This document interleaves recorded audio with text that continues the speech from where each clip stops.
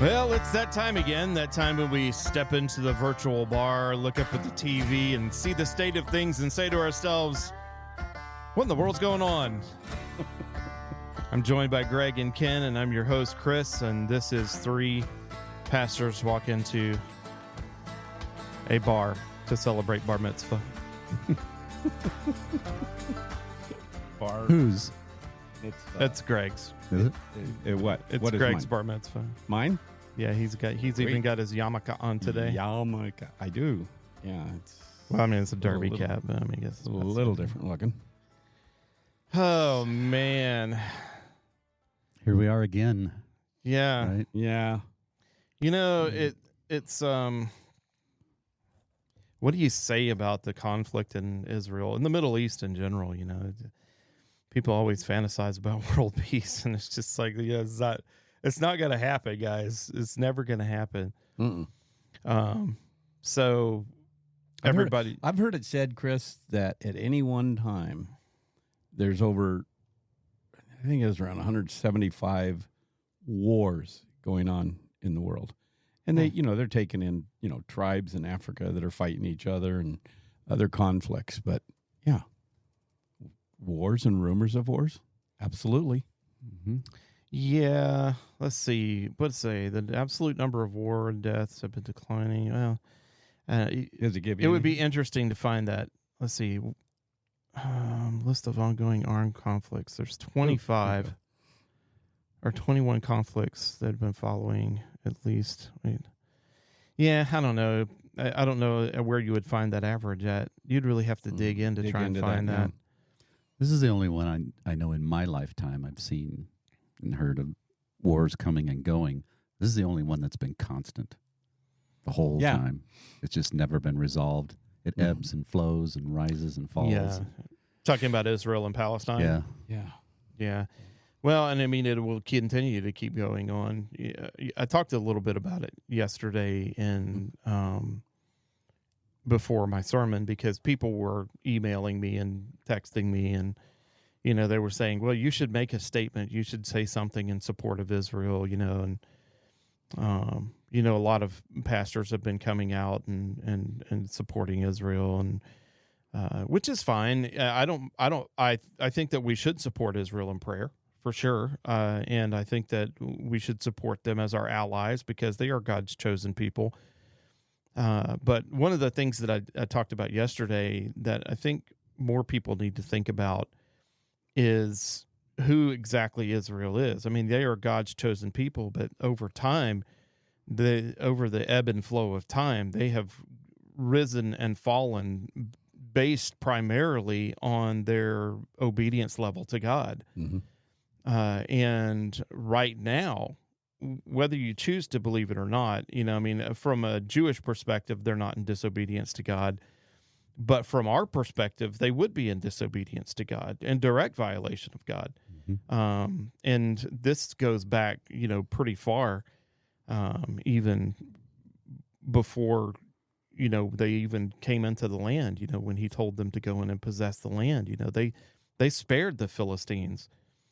And the Philistines would later become the Palestinians. And so now, they've been battling over this little spit of land for a long time, Whereas if they had just been obedient to God in the first place, this would not even be an issue. But nobody likes to talk about that because what God commanded them to do was go in and obliterate it. Yeah. Wipe it out. And that is tantamount in a lot of people's minds to genocide. But if you think about it, what did the sparing of them lead to? Well, it led to the creation of Hamas. And I think that's probably a good place to begin this conversation, as far as what's going on over there, because I think everybody kind of has a good grasp of who Israel is, and who the Jews are, and what they represent. I think Charlie Kirk said it best. I heard him the other day, and he said, what would happen if Hamas were at this right now, were to lay down all of their arms? What would happen? There would be peace. Yep. But what would happen if Israel were to lay down all of its arms and get rid of all of its weapons? What would happen? Hamas. They would be murdered. Destroy Genocide. them. They would be murdered. There would be genocide. And that kind of says it all. Yeah. I was curious because Greg had mentioned, Hamas when he first came in, and we were kind of talking before the show, and he had mentioned kind of their charter. And so I pulled up their 2017 charter from Hamas. It's kind of a remake of their original 1988 charter that they produced. But this one here, it goes through and it talks about who they are. It says that they are an Islamic resistance movement. And this is where a lot of people stop. A lot of the people who are they're very much pro-Palestine, view Hamas as a resistance movement, not as a terrorist organization. Mm-hmm. College students are notorious for this. The college students that are supporting Palestine, they're supporting Hamas because they believe that they're resistance fighters. But that's just not the case. Resistance fighters don't go into a territory and murder unarmed civilians cold-bloodedly. And, whether you want to believe that Hamas went in and beheaded babies or not, I know there's a big controversy right now as to whether there's any actual evidence that they did that. There's some eyewitness accounts that a lot of the news agencies are reporting, but a lot of the other news agencies are reporting that that's all false and that it's fake, and who cares? Who cares? So let's just say, for instance, for the sake of argument, that they didn't behead 40 babies. They murdered plenty of others that we know of, that we've seen on video, that we have watched it happen. We have watched them murder women. And we've watched them walk up to unarmed people and just shoot them point blank. We have watched that happen. So don't tell me that that's a resistance fighter. That's a murderer. Big difference. A resistance fighter would go in and would take on the occupying powers, right? Not cause terror, which is what they did, which makes them a terrorist organization, not a resistance movement. What do you think? When we hear stuff like this, we always, okay, well, that really didn't happen. But there's a bit of truth to it if it's been brought up. And I do know that, they targeted hospitals. They went in and, like I said, we watched the videos of people getting gunned down, point blank, shot in the head. The possibility of them killing babies is certainly real.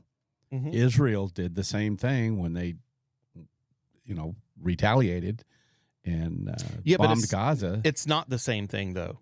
Well, it's not the same thing at all. Let me finish. It's the same thing from the standpoint that, we're looking at these quote unquote college kids that are up in arms against, or up in posters against this. They don't see that side. It's killing babies. Babies were killed. Let's put it that way. Both Israeli and Palestinian babies were killed. That had absolutely nothing to do with this war. Yeah. If you dilute the argument down to just that simple fact, for sure. Yeah. It's amazing to me that the left is so concerned about babies at this point, which blows me away. They don't care about our own babies. I don't understand why they. If it was unborn, it would be an act of charity, right? Yeah, if it was just an embryo, it's fine, right? Yeah. So I don't understand where the sudden concern for babies is coming from. But in any case, that's so. Thank you for saying that, because The you know, all irony these the irony of our abortion industry, they literally behead babies. oh, they mutilate. they murder babies in the womb and drag them out by their heads and decapitate them. Yeah, Wow. this happens on a daily basis in our country. And now all of a sudden these, leftist college students are all of a sudden, oh, they're killing babies. It's like, no, you don't get to do that. Mm-hmm. You don't get to take the moral high ground now. It doesn't happen. Yeah. Well, can't we see it? We've talked in here quite a bit about the prevailing philosophy now is the oppressed and the oppressor being taught in colleges. So they look at this world event. Okay, who's the oppressed and who's the oppressor? Well, the Palestinians are oppressed. Those mean and muscular Israelis are pounding them. So they take a side. Yeah, and it immediately went there. And I'm like, hey, guys, Hamas attacked Israel. Hello. Wake up. That's like I was saying the other day. They always take the underdog. Who's the oppressed? Okay, that's who we get behind. Regardless of their ideology, regardless of their charter, their aims, their history, whatever, they're just currently being oppressed. So we fight who for them. threw the first punch? Well, and it doesn't matter. Here's the thing, right? Every single time that Arab nations have come to the table to talk about peace, Israel has been there. Every single time. Oslo Accords, you can go on and on and on. Right? Every time the Arabs have come to the table to talk about peace, Israel has been there. They withdrew out of Gaza so that they could have peace. They withdrew out of the West Bank so that they could have peace. They have given up so much for the cause of peace. They've probably given up too much. They've given up too much, and now people take advantage of it. Probably under pressure from the United States and other Western countries to foster peace. Oh, sure. At any cost. Yeah, right? yeah. Which, given the circumstances, you have to make a decision about that based on, your current circumstances. But you could get into the land debate really if you wanted to about whose land is all of that. God cordoned off a piece of that land and said, "This is yours. Go and occupy it." They didn't do it, so now they're paying the cost of that disobedience. Yeah. And if they had done that then, that would be a distant memory at this point. It would have been, you could have done it then. You're not going to be able to do that now. There's no way you can go in and occupy that land now in the way that God told you to. Right. But they are going to go in and occupy it. It sure looks like that. To me, it looks like they're going to destroy it, raise it, and they're going to go back in and say, okay, this is ours now. Which is interesting because they were in control of it already. They had it surrounded. They had it, and immediately they cut off food, water, clothing, groceries, medicine, everything that Gaza needed to survive was cut off. Here's another funny piece, right? So Israel withdrew out of Palestine, gave Palestine, or out of Gaza Strip, gave Palestine Gaza, said, here, it's yours, right? And then they built a wall around it to separate Israel and Gaza because Gaza is governed by the Palestinians. It's not governed by Israel. Israel doesn't have any control over Gaza. And so they built a wall to separate them. And so then these guys come along and say, well, Israel created this concentration camp. It's the Auschwitz of the Jews to the Palestinians now. Well, okay, look south and tell me what you see. There is a wall there that Egypt constructed to keep the Palestinians out, and they're preventing the Palestinians from coming and fleeing into Egypt at this point, which they should, by the way, because there's no way the Egyptian economy could handle 1.2 million Palestinians fleeing into their nation. I'm not faulting them for that. Yeah. What I'm saying is that it's weird how singular the argument is. It's like only Israel is bad for protecting their border. Right. Egypt's not bad for protecting their border. Only Israel is. Maybe we could learn from them. We certainly could, because there's Syrians and Mhm. Chinese and all kinds of other Jordanians. terrorists that are flowing over our borders right now. Mhm. Don't get me started on that. Good grief. I don't know. That's Have you guys another heard podcast. what Israel's end game strategy is in all of this? No. Because it makes no sense to me what we're seeing happen now. Why bomb and destroy everything in Gaza when Hamas won't let the people of Gaza leave? Egypt won't take them. Nobody to the north. They'd have to cross over Israel to get to any allies to the Well, north. they're not coming through Israel, that's for sure. So what is Israel going to do? Go in and occupy Gaza and then absorb all of those Palestinians into Israel? That's not Well, going to they've happen. moved them out before. They could take Gaza, eliminate all Palestinian rule, and then ship all those Palestinians to the West Bank. What does that accomplish? It gets Gaza out of the way. That just gives you more forces and more unrest and more hatred on your other front. Potentially, but you already Next have to allies. you already have that. Yeah. You know, I mean, it's like you either go in and occupy it and take the land and at least have the land, or you just let Hamas continue to do its thing, because they're just going to continue to breed in Palestine. And before people get to, touchy-feely about the Palestinians, don't forget that the Palestinians voted Hamas Mhm. in 2006 to be their leaders. They got what they wanted. With the charter that Hamas had, this was before this 2017 charter, but their charter has always included this statement: Israel will exist and will continue to exist until Islam will obliterate it, just as it obliterated others before it. That's the preamble. These are the people that the Palestinians voted into power. Well, I mean, if that doesn't make a statement about your feelings, I don't know what did. Now, I'm sure that if you read the Israeli Constitution, there's no mention about the total obliteration of a entire nation. I'm pretty sure it's not in there. Mhm. So you're dealing with two different kinds of people. That's why I was saying Yeah. it's not the same. Israel responding in defense to their nation by bombing targets where Hamas has decided to hide their stuff behind human shields is not the same as a group of people going to a music festival and murdering women in cold blood. Not the same. Not even close. You will always have casualties of innocence in war. That's just that is the cost of war. But that doesn't mean that you have to go in and murder innocent people. Just cold-blooded. Just walk into their house and shoot them. I mean, did you see some of the footage of the liberated kibbutzes? Just floors covered in blood, where they would go into these people's houses and just murder the whole family, men, women, and children, in their home in front of each other, and leave their bodies there to rot, and then go to the next house and do the same.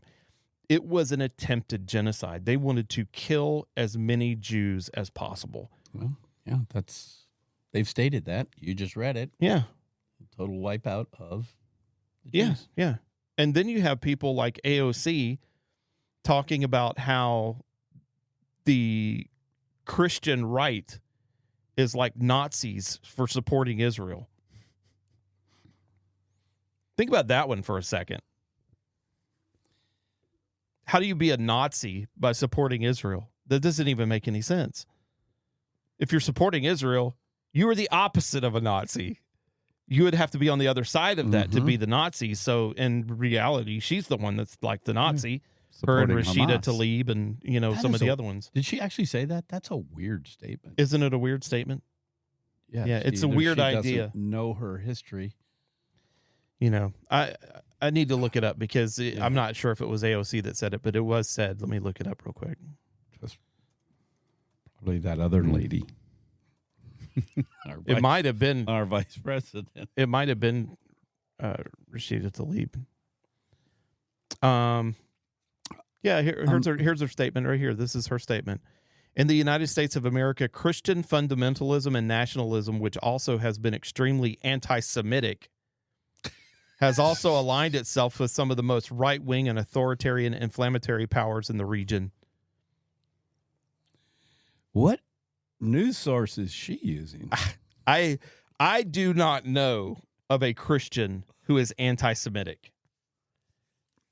Now, there might be some fringe groups out there that are ethno-nationalists, maybe. We do, yeah. That's a possibility. But Christian fundamentalism and nationalism, what is national? What is Christian nationalism? Is that a Christian who supports the United States of America? So if you're a patriotic Christian, you are extremely anti-Semitic and aligning yourself with authoritarian inflammatory powers. I mean, this is the kind of rhetoric that you hear coming out of this whole thing, and you think to yourself, have we lost our ever-loving minds? Mhm. I mean, it's just, it's ridiculous. It really is. I don't even know of another way to put it. It seems to me like we're just reliving history again. Yeah. This reminds me so much of the Vietnam War, doesn't it? The protest is starting. The celebrities are positioning themselves and starting to spread rhetoric. Separation is taking place. We're trying to support a country that wants to keep its people from being obliterated. Mm-hmm. I wasn't alive for Vietnam. It's got the same Doesn't feel mean to it didn't happen. The same kind of a social feel to it. I don't know. It didn't happen to me. It's not my reality. Maybe Jane Fonda will go over to Israel or Palestine. The difference at this point is that we are not sending we're not troops engaged with over it, there. but But that could happen overnight. Oh, it could happen. Yeah. Well, we've got We've got two carriers Carrier over. Is it two now? Yeah, We got they're two sending the carriers over. Eisenhower to go with the Gerald Ford, and that's the same way that Vietnam started. We started positioning ourselves over there, sending troops, sending support, blah blah blah. Then pretty soon we're all wrapped up in it. There's a lot of posturing going on, and there's no telling what could happen beyond that. Like if Israel will invade Gaza, it depends on what the Arab nations decide to do when they invade Gaza. Yeah, You know, I mean, keep your eyes on Iran. Yeah, I mean, to me, if you really wanted peace and you really wanted to live in peace, you would have just left well enough alone and worked on creating a better environment. Like people are blaming the poverty of Gaza Strip on Israel for some reason. I'm not really sure why. Say that again. People are blaming the poverty and the inflation and the unemployment of Gaza on Israel, as if Israel runs Gaza. Mm-hmm. The Palestinian Authority runs Gaza. They're in charge of Gaza. Hamas Is in charge. runs Gaza. Yeah. And if they are starving, it's because Hamas has not done anything to help them. Mhm. So I don't understand where these people are coming from with this that's whole what thing. Totalitarian governments do. They keep their people in poverty and oppression and without hope. Yeah. So that their propaganda and their rhetoric can do Mhm. its job and get their popular support for whatever their military aims are. Yeah, they have Yeah. to rely on them. Yeah. You And don't people, want a free, prosperous people. Don't go Mm-mm. picking on other nations. Yeah. Well, they should have just left well enough alone, I would think. But Freedom. You know, I'm on the Times of Israel. The Israel Defense Forces says it has struck and killed the regional head of Hamas's intelligence in the southern Gaza city of Khan Yunis. And that was 25 minutes ago. Isn't it interesting that we have this data? Mhm. We're talking oh yeah, real time, right now. real time. And the war is still on over there. They're still bombing. They're still shooting missiles at each other. They're still planning their ground attack. There's special forces right now going around in the dark, doing stuff that you can't even imagine. Mm-hmm. You know that they. It's likely that they know the location of most of their leadership. Mm-hmm. They know the location of most of their armaments. You know, they're going in and they're going to dismantle them. And Israel will try their very best to not have innocent casualties. They'll warn people. They'll do their best. That's way more than Hamas will do, by the way. Hamas isn't going to call up Israelis and say, hey, you need to move out of that building because we're about to bomb it. You know, that Hamas isn't going to do that. No, they put people in there. They put civilians. Yeah, in there. Hamas isn't going to fly over Israel and drop leaflets to tell people you need to leave because we're going to invade and we're going to bring hellfire upon this place. So you should find someplace safe to hide out. That's kind of indicative of the power that Israel has. Mm-hmm. You can't stop us. No, you can't. We're going to do this. No, they've summoned up. They have summoned up a larger military than the U.S. has, as far as troops is concerned.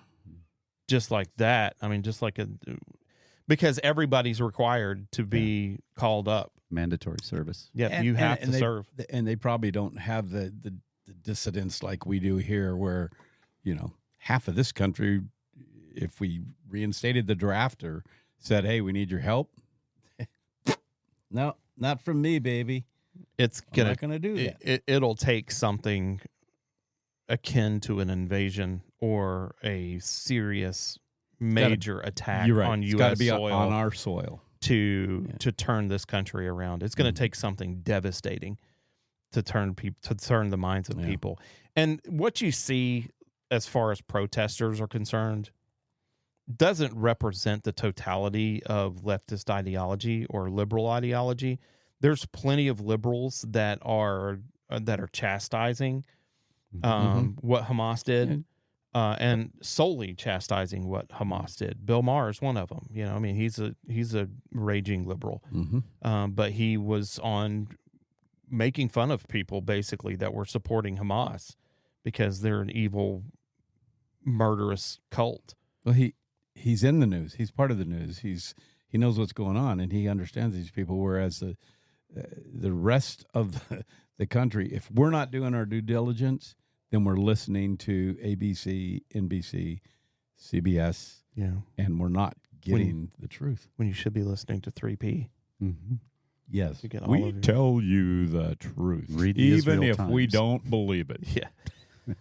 Yeah, you know, I mean, finding reliable news sources is really, really difficult. But in any case, there is a lot to talk about. You know what, Chris? Just sit on that for a second. Okay. That's our responsibility as the pastors of this church, is to provide to our congregants news sources that are reliable, truthful, and able to give a commentary on what's going on from a biblical perspective. And we have a lot of people in our congregation that and I think you mentioned it yesterday in your sermon, they're sitting in their easy chairs looking at the news from these other news sources and believing what they're hearing is the truth. Yeah, yeah. Well, How do we do that? I don't even. I think you boxed us out of a solution. Yeah, there.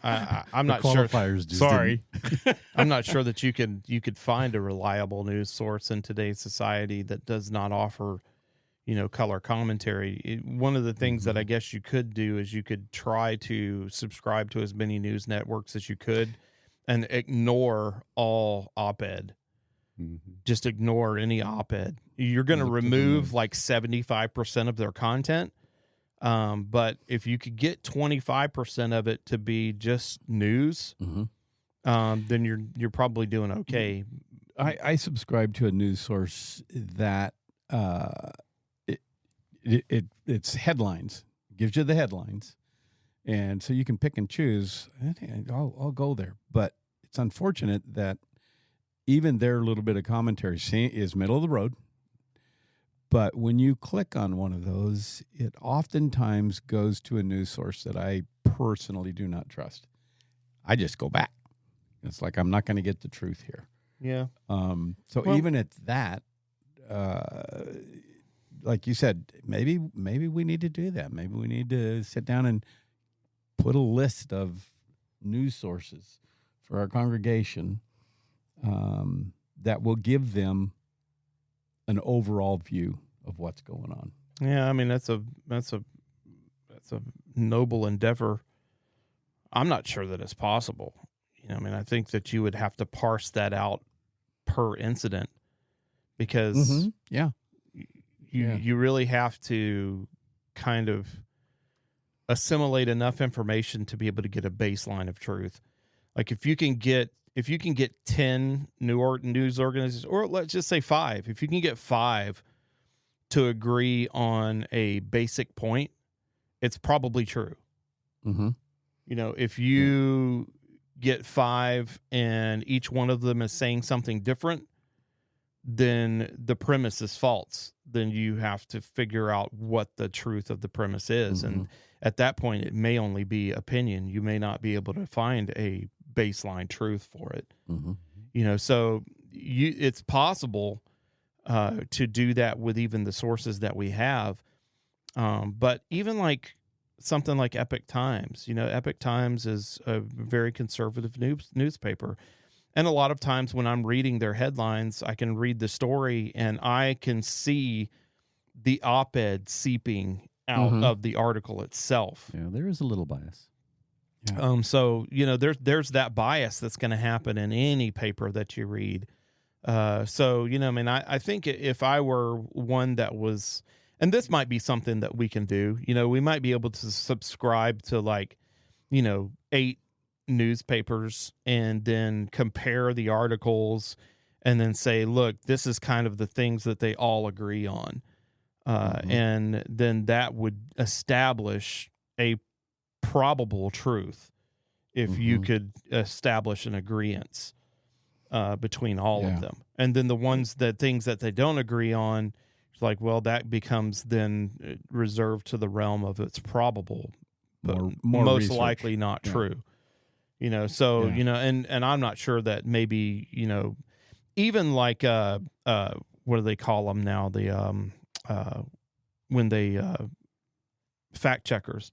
Oh, you even have fact checkers now. And I'm not so sure that the fact checkers aren't biased as well. Sure they are. Yeah. So We've seen it. It's almost impossible to pull a paper out and trust that it's non-biased. Okay, folks. I know I tried. You're on your own. I know that one that you're talking about. I forget the name of it. It's like a number. It's like a number, like 1440. 1440. That's it.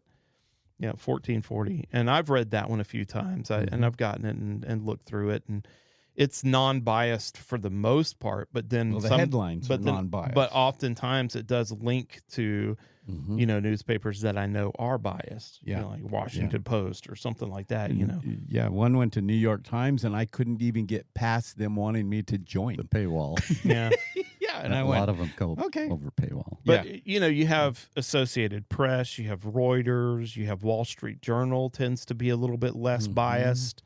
You know, you could subscribe to like something like New York Times or, you know, something like that. And then Epoch Times kind of try and balance it out a little bit and then go through and pick out the articles that they're reporting on. I had somebody tell me. But that would be a full-time job. Right. Yeah. Right. Yeah, that's why I reneged on Yeah. I mean, unless, Ken, you want to take that on? No.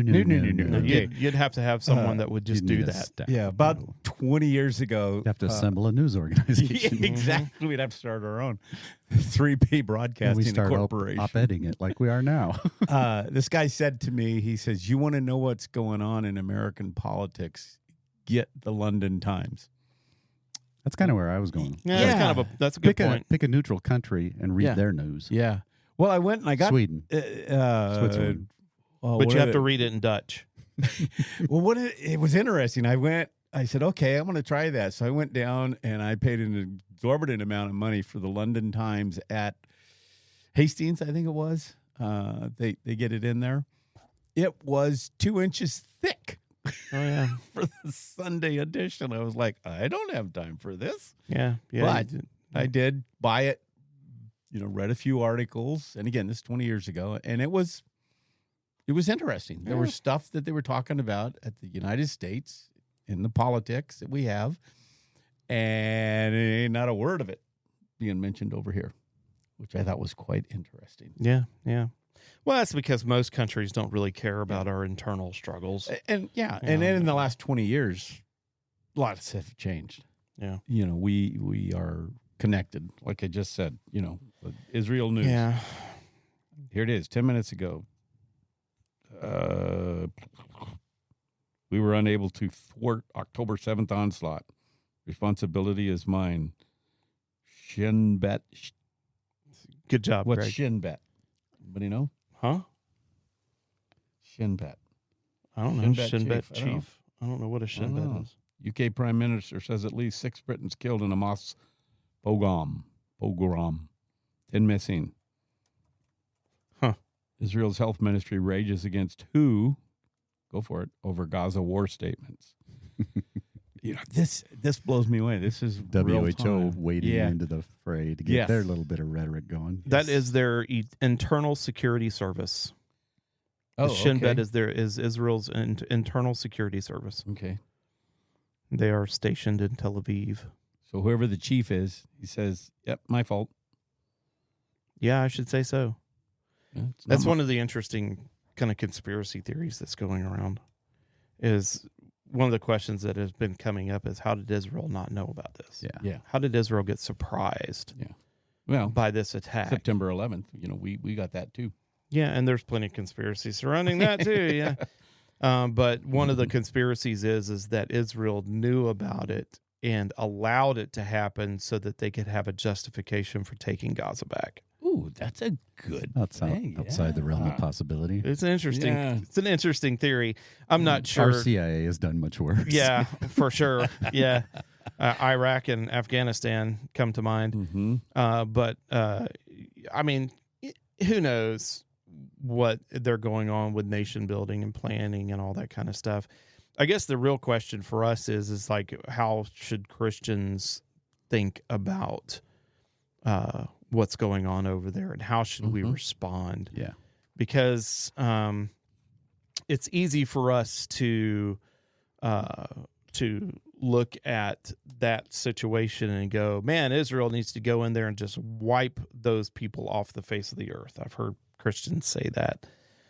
And, that's kind of contrary to what Jesus taught, in that blessed are the peacemakers, for they shall inherit the earth. Our desire should be for peace. Although it also says that we should live at peace if we are able. Mm-hmm. As far as As far as we are able. And so it could be that this is one of those instances where it is just not possible to live at peace. But I would challenge Christians to not be boastful about the desire to go in and wipe people out. That should never be something that we should be proud of. No. We should never be proud of the slaughter of people in war, even if it's justified. It's a terrible, terrible thing. It's not something to be bragging about or to be happy about.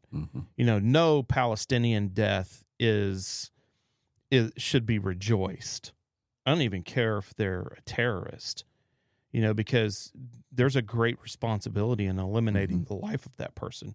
You're sending them, from our perspective, theologically, you kill that person, you're sending them to hell for all of eternity. Now, I say that they sent themselves to hell for all of eternity by rejecting Christ. But you have arranged the meeting, so to speak, like the old bumper sticker goes, it's for God to judge evil, but it's for me to arrange the meeting. Well, we're complicit in And to him who, death. So by whose hands it comes. I think what I'm saying is that it's a somber event. It's not something to be laughed about or joked about or to be made light of. The warfare is never something to be desired.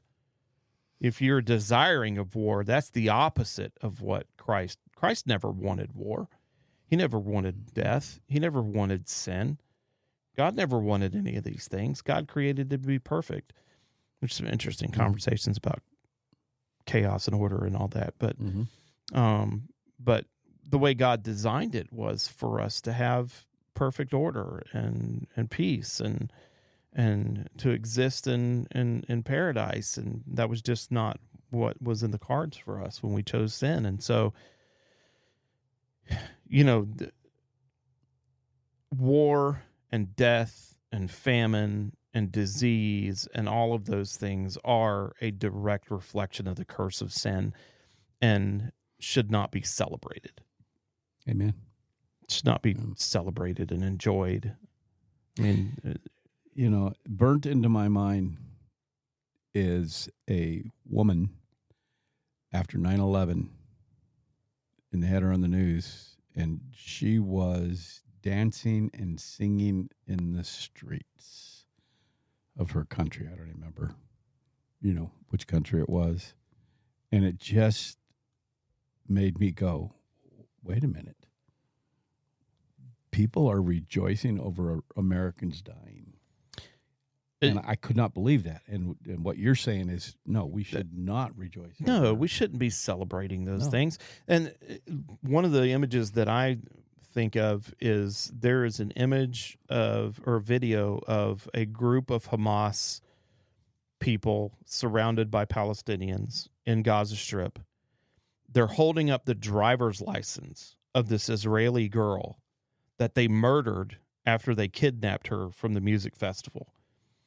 And they're holding this driver's license up. The video shows the driver's license. You can see it and identify this girl.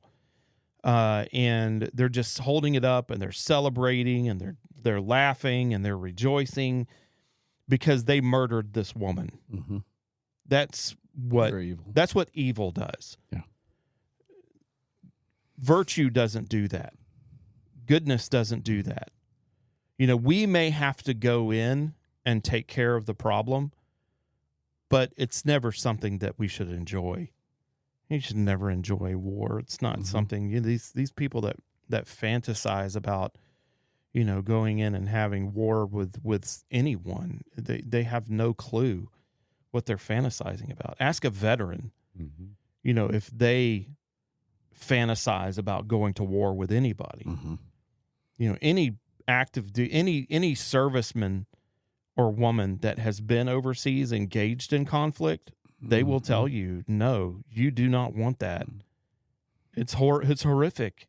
It's terrible. Single movie, whether true or made up, about World War II, World War I, is the excitement of these troops wanting to go and kill, destroy. Until they were there. Until they were there. Yeah.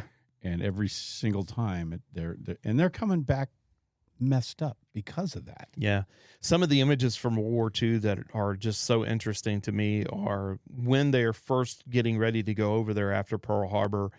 You see them, holding up the signs. They're going to go kill some what do they call them, Jerry's, I guess, or some Germans, and all this other kind of stuff. And then you watch footage of them on D-Day in the boats driving to the beach.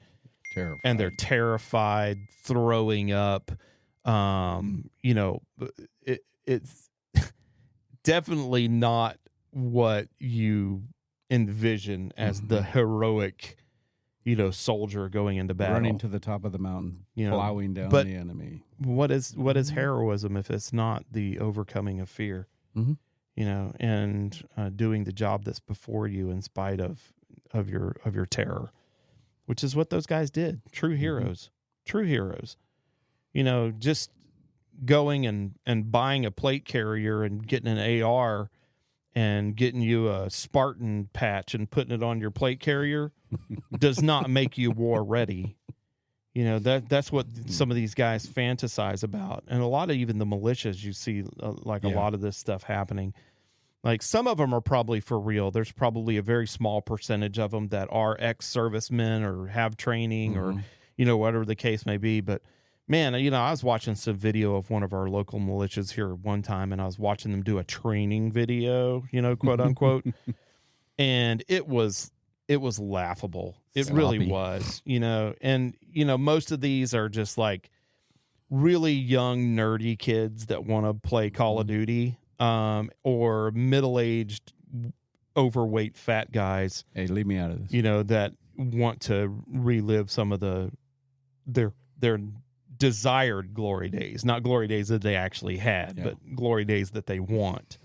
Speaking of glory, I remember Adrian and I were headed over to a neighbor's house. This is 40 years ago, and the local white supremacist group was doing maneuvers, quote unquote, And we drove by, and I look out the window, and here's all these guys. Just perfect description of what you just said, and I laughed out loud. I Yeah. was like, "Hey, Yeah. look, they're playing Army," and Adriana's freaking out. So shut up. All the Just look guys, ahead. all the guys that are for real are not in militias. They are in private security. Mhm. Yeah, they're actually working for a living. They're not going on a weekend to go train with Right. their Nope. 308. You know, It's like- but that being said, I mean, there's a place for that, I suppose, if it's organized or whatever the case may be. But what I'm saying is a lot of those people are the types of people that they're desiring of war. They're the ones that are wanting like some kind of civil war in America, and you hear people say that too. It's like there's going to be a civil war in America. That's going to be what we need to do to get this country straight and on track again. And it's like you have no idea what you're asking for. That's going to be the slaughter of hundreds of thousands of people, Millions. potentially. Potentially, yeah. Potentially. I mean, it's not going to be what you think it's going to be. People romanticize that stuff, but we should not, as believers, be rejoicing in any death. We are not a people of death. We are a people of life. And we Peace. can't be excited about the death of a Palestinian and then on the other side of that say that we are a religion of life that defends the life of unborn babies, for instance. Like you can't pick and choose. You're either hot or cold. You can't be lukewarm. It's either you either are for life or you're for death, one or the other. If you're for life, there might come a time where you have to take life to save life, but that doesn't mean that you have to enjoy it and celebrate it. So those are two different things. So that'd be one of the first things that I would kind of encourage Christians to do, just if I'm thinking off the cuff, Yeah, good words. No, then we have to look at it a little differently than what the world wants to show us is going on over there. Yeah, we definitely have to have a different philosophy Yeah. as we approach it. And then I think the other thing that I would say to Christians is don't have an unhealthy infatuation with Israel. I think a lot of Christians do this as well. They idolize Israel to the point where Israel becomes like a major portion of their life. And I know, don't get me wrong, I know that we have a lot to thank the Jewish culture for.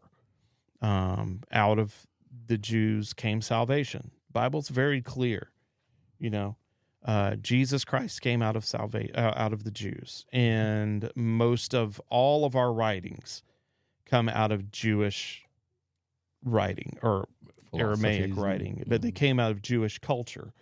So we owe a lot of the Bible to Jewish writers. I mean, these are things that we can honor them for and bless them for, and we can bless them even today. But that doesn't also mean that everything they do is righteous and justified, and you have to support it because they're Israel. That is a very unhealthy way of approaching life, because Israel is not in line with Jesus Christ. You have to understand that. They have rejected the Messiah. They need salvation, and there will be a remnant that will come to Christ. And we know that because that's what Scripture says. But that doesn't mean that everything that Israel does, we have to automatically be in support of because they're Jews. Yeah. That important thing that you said, a few minutes ago, if a Palestinian Hamas person dies, we should not rejoice over that. No. Just as we should not be over the top supportive of Israel, because they too, if they are killed, are going to spend an eternity separated from Christ. Yeah. The same result for either one. I think that's what a lot of Americans don't understand is the Christians kind of have this skewed view of Israel as though all of Israel are also all Jews. No, that's not true at all. Just like all of America are not all Christians, not all of Israel are Jews. There's a huge component of secular, worldly Israelis in that country. Yeah, who are non-practicing neither Jews Jewish even. Yeah. nor Christians. The government is probably primarily Jewish, their leadership, but a big portion of their nation is as worldly as any Yeah, Western nation. Israel is a secular nation. Yeah, no doubt. I mean, about it. they might have leadership that is Jewish, and they might have tendencies that lean towards Jewish culture, but by and large, Israel is a secular nation. They are filled with Muslims and Christians and Yeah. atheists and They're the whole Arab gambit. Israelis. Yeah, so I mean, it's not like you're attacking a all Jews. It Pure doesn't work nation. that way. Right. There was a point in the interview that I was talking about earlier that I listened to last night that I had missed or hadn't heard that half of all the Jews in the world live in America. The other half are in Israel, That's interesting. and there's a small percentage that are still diasporic, right? They're still Yep. spread afar. So statistically speaking, we're as much Jewish as Israel is. Half of the Jewish population's right over here. So why do you think Hamas would avoid us? Would they not be pouring over the border, going after those Jews, or to attack their host, us Americans? Well, I mean, they are, Yeah. but yeah, Get ready for that. yeah. That's, Well, that's the yeah. thing. Yeah, that's the thing. Yeah, they go in. Let's say they do, by some miracle, wipe out Israel. We're next, according to their charter. Yeah. They have to come here and finish the job.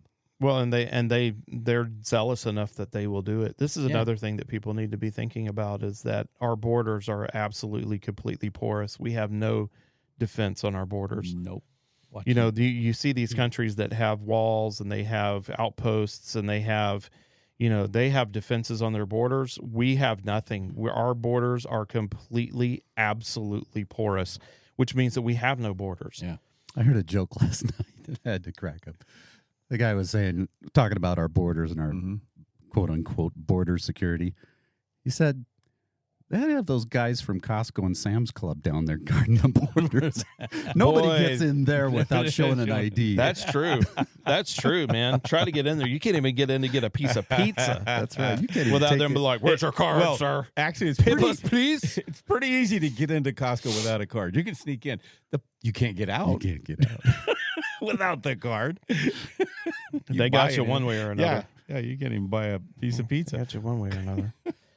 But it's going to be interesting to see what happens with all of this after it kind of shakes out, and what happens to the Biden administration with the border, because it's becoming major news now that we've just got. Oh, the videos that I watch they're droves. Probably the best word. Have you You seen? can't count them. There's one where there is a group of Arabic men coming into our country from our southern border. They're pouring in. There's just a line of them. There's probably, I don't know, 100, 150 of them that they show just on the video. Mhm. And every once in a while, like every 20 guys or so, there'll be a pair of them or one of them, and they'll come by, and when they see the camera, they'll cover their face or they'll dip their hat down, Mm-hmm. or whatever, just so their identity Yeah. doesn't get seen. Yeah. Guess what? Yeah, I wonder why. I wonder And why then- you would need your identity And they concealed. come over, they sit in a cage for a little bit, and then they get on a bus and go to one of our cities. Yeah, and That's- join up with another terrorist cell. Yeah. And there's no Yeah. telling how many of them are here. Yep. Really, truthfully, there's no telling how many of them are in our community. Mm-hmm. And so Waiting to die for their agenda. yeah, and that's another thing to think about as well. As a believer, knowing that there are people in this community that want you dead. Mm-hmm. I mean, they're here. If they're not here, they're over in Spokane for sure. Mm-hmm. So if you know that there are people that are nearby and you are a believer, say, for instance, you're a pastor, there are people in our general vicinity that desire for us to be dead. That's a fact that people have to come to grips with. Boy, I wish they'd quit coming to church. They make me nervous. Well, it's something to think about, and Yeah, so it is. So I shouldn't pastors, make light of it. It's easy to Pastors get should- lulled into a false sense of yeah, security. you certainly can. We get proved this over and over and over Mhm. again when something happens, Yep. even as simple as a individual shooting. Yeah, I mean, Mhm. people might think that I'm crazy, but when I come to church in the morning and I walk into the building, my head is on a swivel. I never go anywhere unarmed, period. It just doesn't happen. Because I know that the moment that I go somewhere unarmed, That's when it happens. somebody is gonna know that I'm going there, and some crazy person is gonna come along and try and hurt my family or myself, and I'm going to be called upon to do that thing that I dread doing. I'm gonna have to defend my life and the life of my family. And but I have to do it. I don't have a choice. I don't want to hurt anybody. I don't want to potentially kill someone. But you attack my family, and I will bite back. Yeah. And you might kill me, but you're going to earn it. And so, I think pastors really need to be thinking about that. And not only pastors, just people that are attending church need to be thinking about that. I mean, I see people walking into church all the time, and it's just, they're just oblivious to the world that's around them. They don't even think about the fact that any one of those cars could have some lunatic in it that the safety team didn't see, and he just steps out with an AK and just starts shooting people. That can happen at any time, and we think, oh, well, that's just crazy. That's not going to happen until it happens. And then we're like, oh, well, we need to be thinking about that. And we think about it for 20 minutes. And then we get lulled back into this false sense of security that we have. Every single time it happens in our country, there'll be several people that get interviewed that say that exact same thing. Yep. It never would have happened here. We're a quiet, loving community, and, yada, yada, yada. I'll tell you, when Tim Remington got shot, it changed my entire mindset about how I approach the way that I live my life. If someone randomly can come up and just shoot him because of aliens or because of what other crazy reason that they had, that can happen here. Yeah. I mean, we're on YouTube. Our podcast goes out every week. Our sermons are online. Our website's online. It's not like we keep a low profile, nor should we, because we're the light. We don't hide. Right. But that also means that we got to be careful. And so that's another thing Christians need to be thinking about in a time like this. You need to be thinking about your safety and just being aware of what's going on. Men, don't sit with your back to the door when you go to a restaurant. This is just simple stuff, right? But you got to make a practice of it. Like, we went out to dinner the other night, and the people that we went out to dinner with, they sat down, and before I could kind of arrange where I was sitting at, I ended up having to sit with my back facing the door, and I was on edge the whole night. I couldn't see what was going on behind me, so I was constantly turning around, looking and watching. Did you pull your piece out and lay it on the table? No, I wouldn't do anything like that. Yeah. I don't even open carry because I think it's not only this is a whole different conversation. Yeah, I know we digress. But yeah, like I don't really like to open carry. I will open carry sometimes just at church because sometimes it's just more comfortable depending on what I'm wearing. But when I go out in public, I never open carry. Just don't do it. You not only draw unneeded attention to yourself, but you also encourage other people to do it. And most people do not open carry properly. Most people open carry in such a way that their firearm is unsecured. And somebody could come up and take it. And they don't use any kind of retention or anything like that. So it's just, they don't do it right. And so I don't want to encourage that type of behavior. And then also you turn yourself into a target.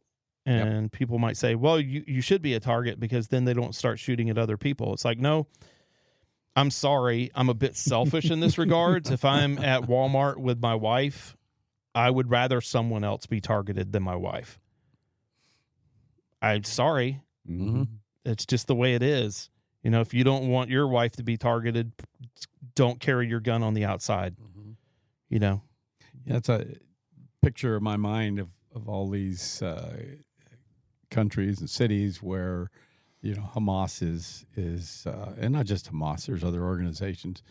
They walk around with their AKs hanging over their back. Oh yeah. Finger on the trigger if it's in the front, and I'm like, wow. And here's people going grocery shopping, washing their car. Well, not if you're a Jew. Well, no. No, if But you were a in these Jew, other- you'd just be shot dead. Yeah. Well, like in Palestine, Mhm. you see some of the videos prior to what's going on. Even now, there's people running around unarmed because they're not allowed, just trying to get water or food or something like that. Yeah. And everybody around them, military garb, some not in military garb, and they've got their rifle, Yeah. hanging over their Yeah. shoulder. Yeah. It's true. That's normal Mm-hmm. for them. So- If we saw that, we'd think that somebody's coming into town. I've experienced that a couple of times. Once almost every time you go into the Amsterdam airport, their security is Mhm. tight, and you see them. They're around with Yeah. an Uzi on their hip. And the other time was in the Dominican Republic. Mhm. Flew in there, and they're heavily armed, protecting tourists coming in and through. It's weird, huh? Yeah. Yeah, we flew into Budapest one time, and they had just had a bombing in the church district, and got off the plane, walked in. I was like, "What is going on? Yeah, Why should is we be everybody-" here? Yeah, exactly. So, go on high alert. So let's shift gears for a Mhm. second and talk about humanitarian aid to the Palestinians. Yeah. Who's responsible for that? Humans. Is Israel responsible for it? By extension? If Yes. they're humans, Yeah, you think that Yeah, Israel should be sending in humanitarian aid for the Palestinians? absolutely. Just when we were in Vietnam, when we were in Iran, any place that we have ever been over the years. In fact, there was a saying many years ago: if your nation is struggling, go to war with America, and we will go in and wipe you out and then build you back up. We've always had that as part of our bailiwick. Is we are going to help you, even during the conflict. Interesting. I think I disagree with that, but I want to hear what Ken has to That say. philosophy, because Yeah. it did happen. No, I agree with you. I don't know that that's been successful for us. I don't think that us going in and rebuilding and Mhm. providing care and all that kind of stuff, I don't think that that's been successful for us, particularly like in the Middle East. That's what we did in Yeah. Afghanistan. That's what we did in Mhm. Iraq. And those things turned out to bite us in the rear end. Oh yeah. So I'm not sure that was really wise to really focus on, Mhm. trying to build it back. But in this instance, like, I don't know. What do you think, Ken? I think Israel would have to be very, very shrewd about the way they did that. It would take a lot of planning, and the execution would be very tricky. But I think if their end game is they want to get Palestinians out of Gaza and somewhere else, then if I were them, I would say set up stations along the border and say you get free passage out of Gaza, out of Israel, and all of the help you need and medical care to get you somewhere else. And we will wait at the border for you. But if you choose to not come, you choose to stay through Mhm. the hellfire to come. Yeah. The only problem with that is how do you vet them as they're coming through? Well, that's why I say it'd have to be very tricky. Yeah, that's the tricky thing about this whole Because thing. Hamas would try to sneak people through Well, there with, And if you sent Bombs. in pallets of water, say for instance, it'd never make it to them. that would never make it to the average Palestinian. That's that the would, wrong way to do it. yeah, that would be absorbed by Hamas almost immediately. And so, from an Israeli perspective, it would be unwise to provide humanitarian aid because you would just be supporting your enemy, But also on the same turn, I mean, you have America. If we get engaged in humanitarian efforts, it's really would be, that would be part of like who we are. We always support both sides of a But conflict. we would be handing Mhm. them hostages. Yeah, Just yeah. like if the Red Cross went in there to try and provide humanitarian aid, Hamas would grab those people and make them human shields or Yeah. hostages. Yeah, most likely. They wouldn't I mean, allow them to do their. you wouldn't be able to job. you wouldn't be able to go in there. No, not at all. It's not like you would be able to send the Red Cross in there, or like from the Islamic perspective, the Red Crescent, I think is what they're called over in Egypt. It's not like the Red Crescent's going to come in there. Maybe they might let the Red Crescent come in and do stuff, but the Maybe Red later, Cross, but no not way. right now. But it can't. I don't think it can come from Israel at all. I don't think Israel can do it. They're not. It's like sending humanitarian aid to your enemy. You know, it's like we're gonna wipe you out. Here's some water. Mm-hmm. You know, it's that doesn't make any sense. It's contradictory. The U.S. could do it if they would receive it, but they won't. Mm-hmm. So it really has to come from An Arab country. It has to come from Arab countries. It's got to come from Egypt. Egypt's got to be the pipeline for humanitarian aid. That's just all there is to it. And what that looks like is, it would be nice if they could get the Palestinians out of there and segregate them from Hamas, but that's not the way Hamas operates. It'd have to be by sea because Israel wouldn't let them through Israel. It wouldn't be safe. Or through Egypt. You could let them out through Egypt. If you wanted to get them up to, the West Bank, you could maybe do something, maybe by plane or something like that to the West Bank. But man, that's what 1.2 million people. Yeah, and in that be a huge logistical nightmare. In that 1.2 million people, there's several thousand terrorists that are going to hide themselves among that people and get out, and there won't be nothing left in Gaza. Yeah, which may end up not being a bad thing after all. Really, just get everybody out of there. But I know that they want to just annihilate Hamas in Gaza Strip. I don't even know if that's possible. I mean, they're it's like cockroaches, man. It's like they get into them little crevices, and you just don't even know they're there. And you got to draw them out or something. I don't know, man. Well, Ken and I were looking at can't remember who he was, but he was a Palestinian, and he appeared to be in America. It was on one of the PragerU videos, and he just said something. We talked about it before the podcast. Concrete, trucks and trucks of concrete coming in and into Palestine and to rebuild, but according to him, the majority of that concrete went to number one, the palaces that Hamas is providing for themselves, and then tunnels over into Israel. Yeah, so that they can come up from underground. That's one of the main things that Israel's doing right now is going into them tunnels and destroying them, finding them and destroying them. That'd be a fun job. Little Hacksaw Ridge thing going on there. Yeah. I just don't see Israel being involved with the humanitarian process at all. I just don't. I mean, what are they going to do? They're going to send some water and some food and some MREs over there or whatever. Or are they going to, you can't let them out, because if you let them out, then you're letting out terrorists along with them. So you're trapped there. You can't send in water because Hamas will get all the water. You can't send in medicine because Hamas will get all the medicine. That's not like Hamas is going to just distribute that stuff to the people. They don't care about the people. They're happy. They're fine for the kids to be killed. As long as they they're can. martyrs in their view. It works out for them. They get to go through the gate that is set aside for martyrs into what is it? Jannah? I forget what they call it. What the Muslim heaven is. The Gehenna. No, Right? that's not it. That's the other place. That's Hindu, I think. I was just looking up humanitarian aid to Gaza at this point, and it looks like, according to several news sources, zero. No one's willing to go in there yet. There is one. Jannah. But Jannah is the name. It sounds like it's already in Palestine, the Palestinian Children's Relief Organization, something like that.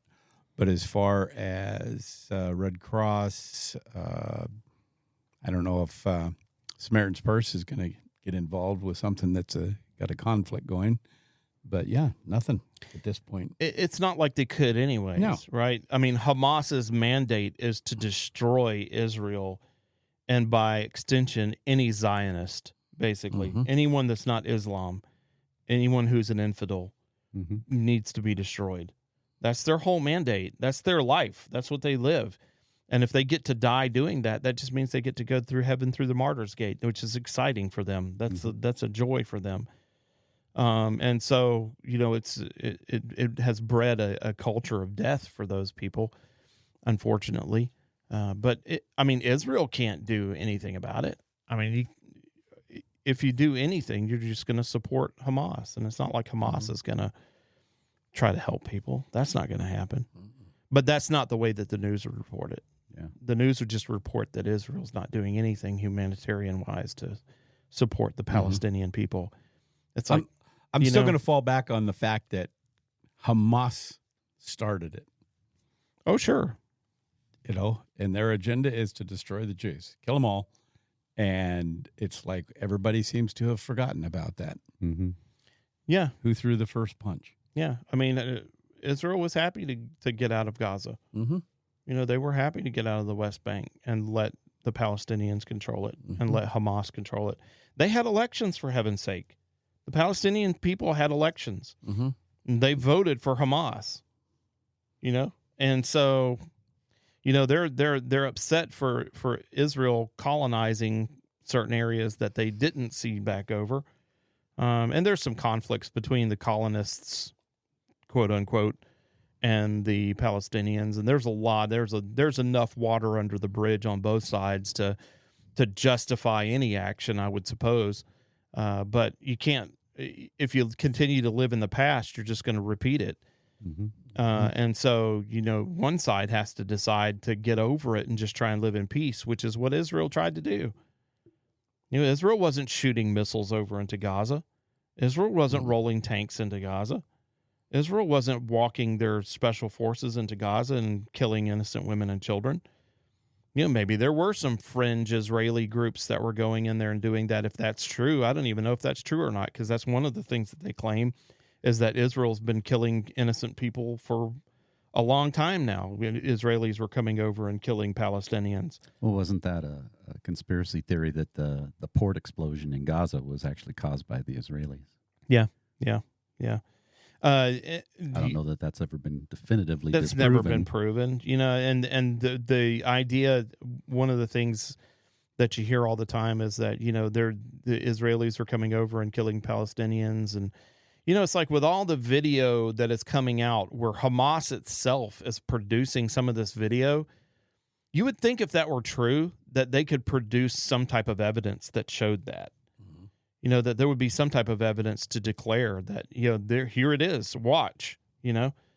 But that just doesn't seem to be happening in any real term. So all I know is that every time that the Arabs have come to make peace, Israel's been at the table. Anytime that they've had the opportunity to set aside something to maintain peace, they've done it. You know? I mean, if Israel wasn't interested in maintaining peace with the Muslims, they would have destroyed the Dome of the Rock a long time ago. Mm-hmm. Just wiped it off the face of the earth and built the temple back. But they haven't done that. Why? Because they're interested in peace. So all of their rhetoric makes no sense at all, which is why I don't think that it would be wise for Israel to engage in humanitarian efforts, because it will always be misconstrued to be evil. Mm-hmm. It will always be misconstrued to be manipulative. You'll never be able to do enough good things for that situation. You know, let's just say, for instance, that Israel was sending in humanitarian aid to Gaza Strip over the last 10 years. Well, that doesn't change Hamas's charter. No.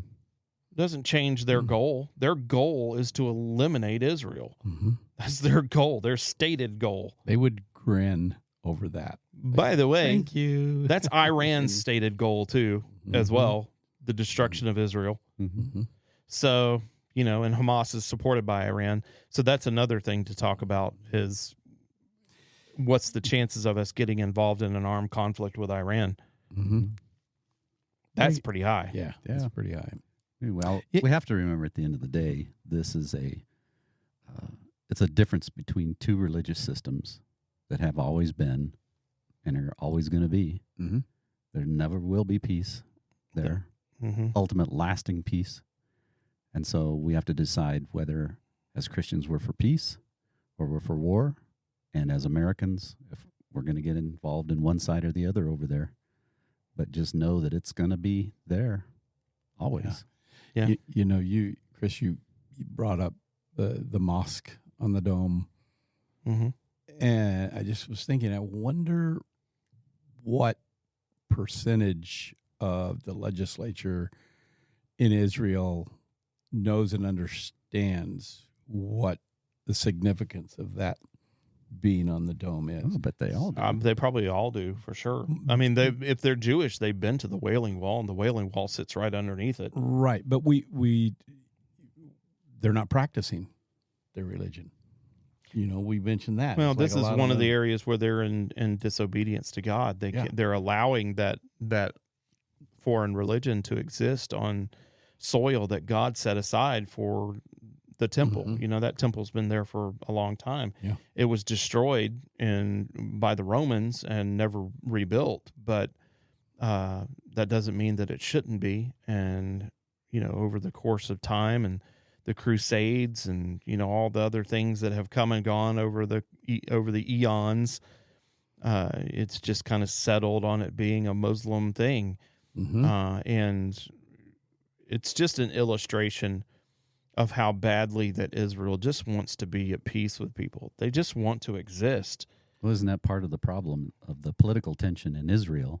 Is that you have the hardline Jews who don't want to tolerate the mosque there. Oh yeah, you have And then you have the Mhm. moderates who seem to be forming the alliance and have power right now that are keeping peace and keeping prosperity going in Israel, but they're tolerating the mosque Mhm. and many other things going on there. yeah. Well, you do Yeah. have some of the fundamentalist Jews are very much want to destroy that temple. Mhm. And those fundamentalist Jews are the same one. You can watch video of Christian tourists and Christian kind of pilgrims coming over to look at the holy places in Israel, and fundamentalist Jews spitting on them and cursing them because they're there, telling them to go away. And they're desecrating the Yeah. holy place. This is regular. I mean, you can look at that right now on YouTube. You just YouTube it. You know, so there are plenty of Jews that hate Christians as well. Oh yeah. So don't forget that, Christian. Okay. You know, and all the- it's not all just like warm and fuzzy Christians and Jews love each Yeah. other. That's not the way that works. And I love listening to these guys that are promoting the tours to Israel. Oh, it is safe, no problems. I bet that's not going on right now. You know, even when it wasn't a thing, my wife and I have talked about this, about, tours to Israel, going over to Israel and touring, and how it would be interesting. But really, that place is such a powder keg over there. You never know when something's never going to know. happen. There's no way. 24 That I would- Americans were killed in Yeah. this conflict. Yeah, there's no way. No way I'd go over there and tour that. Not to mention, most of the sites that you would go and see have been inundated with Catholic iconography. Mm-hmm. So it's really just the Catholics that have said that this is the place. Yeah. The Via Dolorosa, for heaven's sake, the path that Christ took to go up to the cross. It's called the Via Dolorosa. Okay, that's Latin. Mm-hmm. Way of the Where did that way come of the- from? Well, Roman Catholicism. It's So lined with souvenir shops. yeah, and so it's not like, you're going over there and this is a guarantee that this is the Garden of Gethsemane where Christ prayed, or this is the tomb. Is it the tomb? I don't know. Maybe it is. They think that it is. They worship it like it is. Mm-hmm.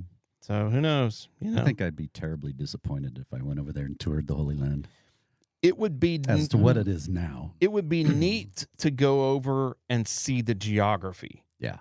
That would be the thing that would be interesting. Mhm. To see the geography. Where's the Mount of Olives in relation to Jerusalem? Where, a lot of these kind of things would be interesting to see. How far is a drive to Bethlehem? These would be the things that I would be interested in. A lot of the sites and stuff, I just don't buy it. They're so loose with their archaeology over there. Not that they allow people to come in and do archaeology, but if people find relics, they can just sell them on the street. Like, you don't have to turn those things in, or the government doesn't come in and try and take them like they do here. Like you find something if you're on a construction site and you're digging and you find some bones, you have to stop. You gotta stop. You have to stop. And if it turns out that it's archaeologically important, you're just done. You're done. You're done. They come in Your and high rise is not going in. yeah, you're done. So, I can't even imagine how many archaeological finds have just been, Don't say anything. get the guy with the bulldozer. ran over it with a bulldozer. Sorry. I didn't see no cemetery. Did you see a cemetery? I didn't see no cemetery. What burial mound? What are you talking about? Yeah. There ain't no burial mound here.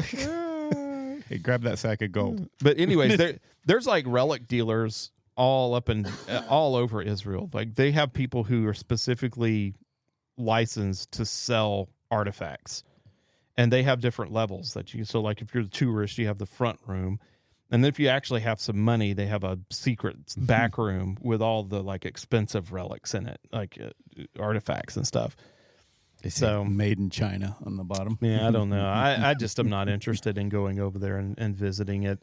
If God creates it back the same way that he's made it now and the geography ends up being the same, I'll go look at it then.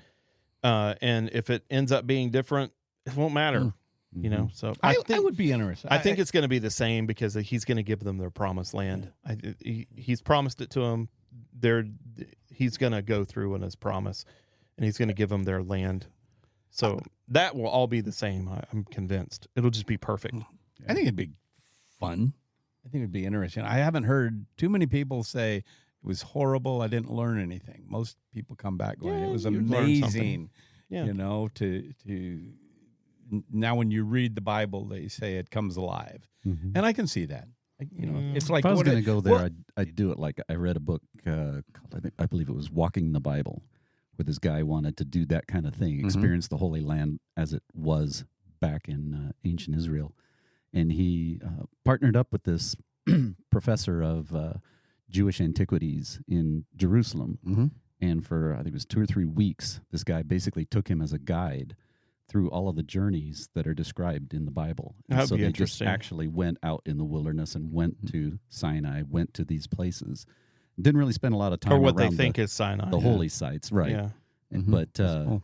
spent time in the countryside and spent time with the Bedouins and with the sheep herders and kind of immersed himself in the culture as much as you could as to what it was like, and then trying to interpret the Bible and Scripture through what you're seeing and feeling and experiencing. I would do that. Yeah, that would be interesting. It's kind of like the Grand Canyon. I mean, we all know if you have not looked into the Grand Canyon, you cannot explain that. You cannot take a picture. Yeah. You cannot write it down. And you can only know the Grand Canyon if you've been there. Yeah. Yeah, there's something to that. I just don't know that for me, I don't know that the juice is worth the squeeze. Yeah. It's kind of cost now. a lot of money to get over there. And then, it's like, do I really, is the Bible really going to come to life that much for me? I mean, maybe. I mean, I think that the Bible's pretty much living as it is. And so I don't really need a reference point to make it meaningful. But I mean, it would be interesting to see the geography. I just am not going to go over there and risk, the life and limb of my wife and Being myself, and to go over there and visit what may or may not be this particular site, like Relevant. Sinai, for instance. Like that's not Mount Sinai, not even close. There's no way that's Mount Sinai. No, I don't believe that, not even one bit. I think that the better candidate is actually in Saudi Arabia. I mean, there's a mountain in Saudi Arabia that is a way better candidate for the mountain of God. It's only Sinai because of the peninsula, and it's only that mountain because guess what? The Catholic Church decided that it was. So, take it for what it's worth. So lots of theories there. Yeah, yeah. Well, Greg, you got any last thoughts? Last thoughts? No. I do have some beginning thoughts of where is this war going to end? How's it going to end? What is the impact? And I think we discussed today, the impact on us right now is nil. It's just, it's in the news. We as Christians should be praying for Israel and the Palestinians for peace, and that God's will would be done. And I think the most important thing is don't get your panties in a bunch over this. You know, this too shall pass. Don't know what it's going to be. The bottom line is, and you know, Chris, you've said this for the last 9 months now, is our charter doesn't change. Our route in this world is the same. Go, reach, and build. Tell people about Jesus Christ. And I just don't think that we're doing that enough. And it's maybe this is gonna get some people off their duff. Yeah. And realize that, you know, that this is a part of the world. This is really the center of our world. And that we need to be able to articulate that. And we can't do that, you know, watching primetime TV at night. We've got to get in. We've got to do some research. We've got to figure out what's going on and not ignore the world around us. Yeah, it's good. Good word. Ken? What I think about is for Christians, most of the people who have died already in this were innocents, were collateral damage. True. There weren't significant power brokers who fell in any of this attack so far. And so pray for the innocents who are dying, who don't have a dog in this fight one way or the other, but nonetheless they're being bombed or kidnapped or beheaded or whatever it might be. Though that's the real suffering. That's the real human suffering. And that should touch the compassionate heart of Christ that we carry within us. Yeah. And so we should pray for, yes, God's will be done quickly and swiftly and get this over with, and for relief and comfort for those who just are innocent bystanders when they're in the wrong place at the wrong time. And the powers that be are going to continue to do whatever they're going to do. We're not going to change their minds. The Bible asks, why do the nations rage? They rage against one another, and they will until the final day. But have compassion on those that are being caught in the crossfire, because they didn't ask for any of this. And that the gospel would gain ground over there through this. That those who are without hope and are disillusioned with their current worldview would look to Christ and see hope.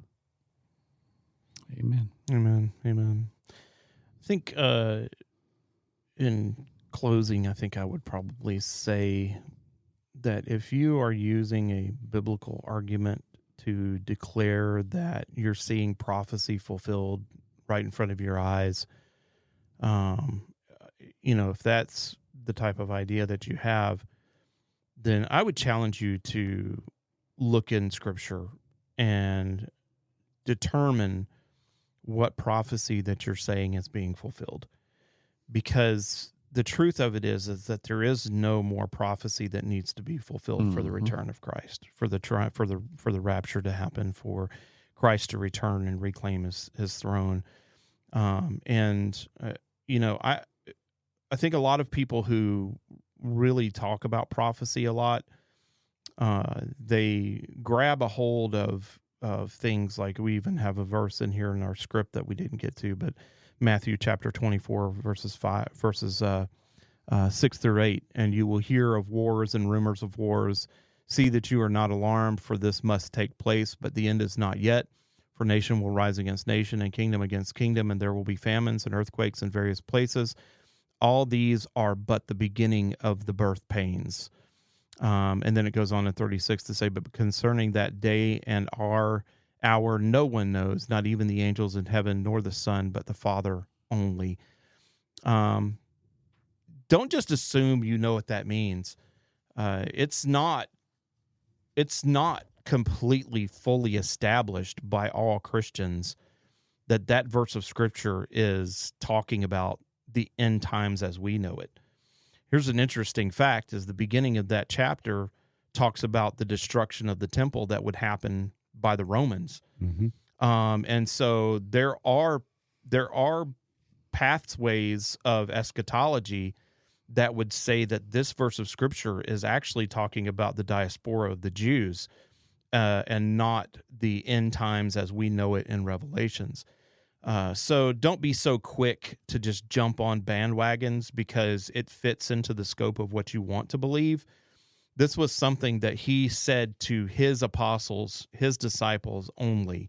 This was a private conversation between him and his disciples that was recorded for whatever reason that the Holy Spirit wanted us to see it. And then the end of the verse talks about the abomination of desolation, which, people place in the end times and the tribulation.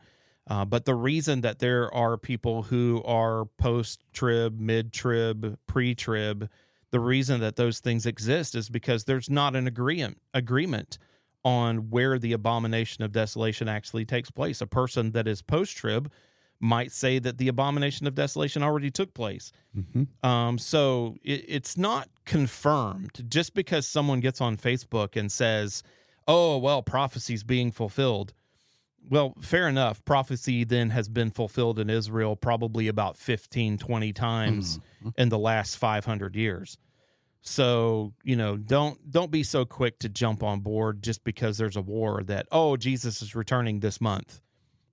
That's not necessarily true. You don't know. Nobody knows when Christ will return in the air to reclaim his saints.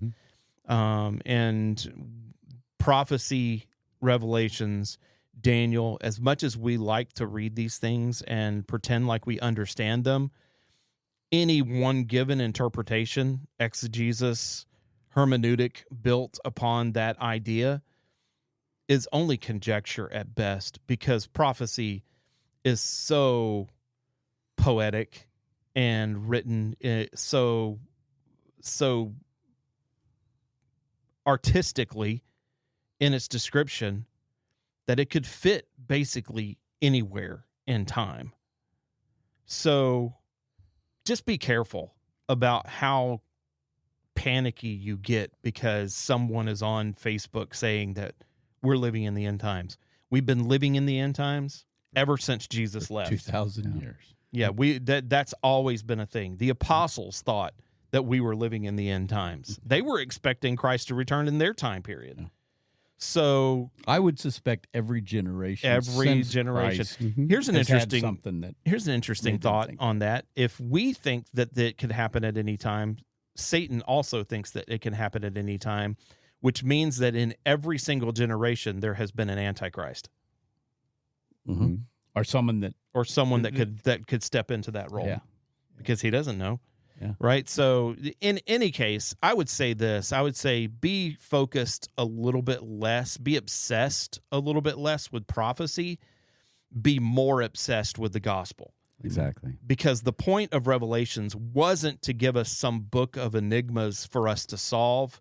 The point of Revelations was to encourage us, to compel us to lead as many people to Christ as possible so that they didn't have to go through that torment. Right. Exactly. That was the point. Yep. So let's do that. Let's look at this and say, wow, yeah, we really do need to step up our game as far as giving the gospel to people. Let's do that.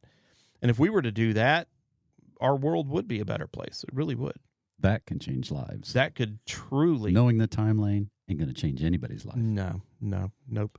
But what will change lives is Christ. So I would encourage Christians to do that and pray about that. Well, that about does it for us today. As always, thank you for joining us. If you have comment or question or an idea for an episode, send us an email at 3p@Athol Baptist Church. If your idea gets on the show, you could be the proud recipient of the now world-famous 3P coffee mug. Wow. It will enhance the flavor of your coffee and will make you a better person.